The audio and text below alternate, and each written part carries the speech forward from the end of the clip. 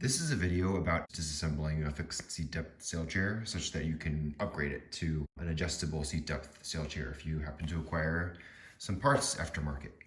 You're going to need a sail chair, and you're going to need a few of these plastic pry tools.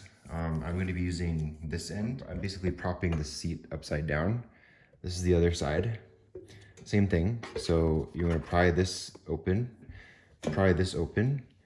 and then once you've got both sides open, you push the base of the seat back. And let's get straight to it because it's not really that easy, but if you have these pry tools, it's going to be a safe and repeatable operation. I try to stick the pry tool, the first pry tool, from behind this height adjustment lever and stick it.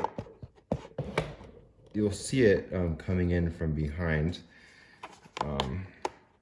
but stick it in here to just wedge this as wide as possible. It's not going to be enough, but you'll be able to see that deeper down there's another tooth that's partway down, and you're going to try to stick something else in there and really just jam it in there so that you unlock the tooth, and you can see that it's basically loosened up. So you can kind of push this loose and leave those there. It's all gonna come apart very violently. A little bit. I'm gonna adjust it so that we can come at it from this angle as well. You won't be able to see this angle as well because of the way I've set up the camera, but basically it's the same idea. I'm gonna jam this in there, sort of from behind this sort of tilt limiter, and then from the front, I'm gonna jam it in here as well, as far down as I can.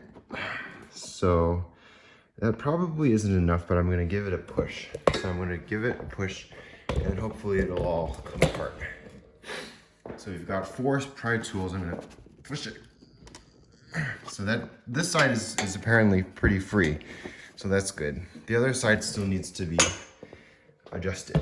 So I'm going to redo this. Just maybe push it a little bit more.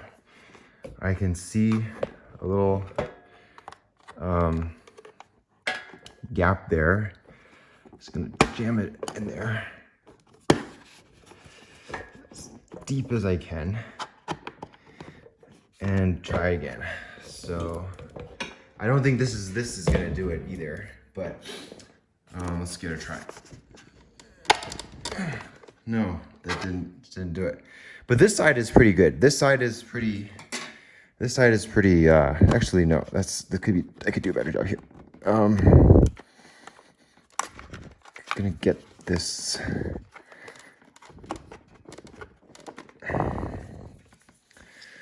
Try to get this in there. Yeah, all right, this side I think is pretty free. Yeah, this side is pretty free, but I think that it actually makes it harder for me on this side. So let's try again. Come from this side. I think I made it too hard on this side. All right, actually that's pretty good. Nope, just need a little bit more. Come in here and jam it in. This is very professional. All right, I think I have a good feeling about it. So let's come back on this side. Let's get a good shot of the whole thing popping out. Let's grab this. There we go. Whew. So that was a little trial and error. I wish I could be more precise. But basically what I did was oh shoot, I locked it back up. Damn it. One more time. So this side, all right, one more time.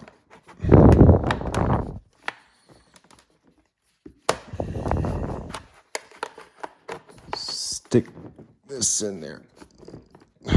Good. Then jam this in to really free it. Good. Then come over on this side. Gonna do the same thing. Stick this in there.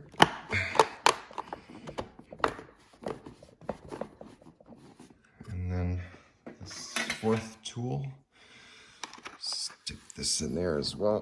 All right, I think this is good. No, a little bit more.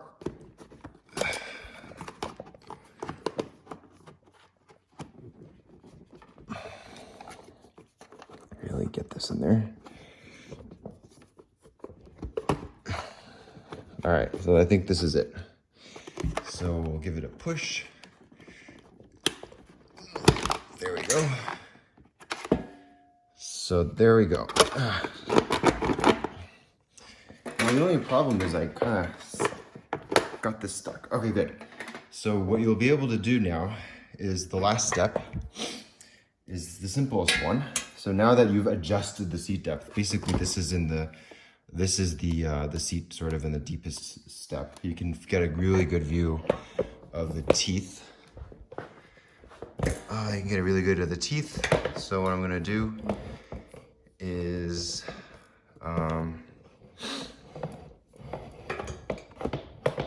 let's see if I could increase the, all right. So this is the easiest part, and this is, if you have the adjustable model, this is all you need to do. Just stick this towards the outer side and just lever it up. And then this just pops out, and you do the same on the other side. Get that wheel out of the way. Just stick it in there and pop it out, and this whole thing comes out. Oh, God, okay, oops, sorry. And you're going to be able to remove this. I'm gonna flip the chair over and show you how to do that. All right, now that the chair has been flipped right side up again, the way you would remove the seat is push it all the way back and then just lift up. And that's your chair seat removed. What I want to point out here is the difference between the fixed seat depth seat and then the adjustable seat depth seat is this little missing part right here. I'll show you the part on the other side, on the other chair. So this is what the same seat is with the adjustable seat depth. All it is a locking pin that allows you to lock the seat depth using this pin here, this pair of pins, rather than using the fixed brace, which basically is not needed here. But you can see that the part is the same. It's like literally the same part. It's still got the little thing here that holds the teeth in place, and it still has the two the one that there is a similar brace that comes with the adjustable seat depth. It just locks into here, and it prevents the seat from going all the way in so that it doesn't fall out. That's the only thing that's missing here. So if you buy the OEM seat, you're going to be missing that seat, the brace here. So you're probably going to run the risk of accidentally being able to lift the seat if you adjust it too much. But you basically do the same thing. You unlock the seat, the locking pins, stick it in there, release the locking pin, and now this is locked. You release the locking pin, and you can adjust it out to the maximum depth, and there you go. So now you have the Sayl chair with an adjustable seat depth. Just make sure you don't release the seat. See, actually, you can't like push it all the way back because it comes right out, because the locking pins only are able to lock in a certain number of positions. So here, put it all the way back. Release the pin, let it settle in, and just make sure that you always have the pins locked in order to not have the seat fall out automatically.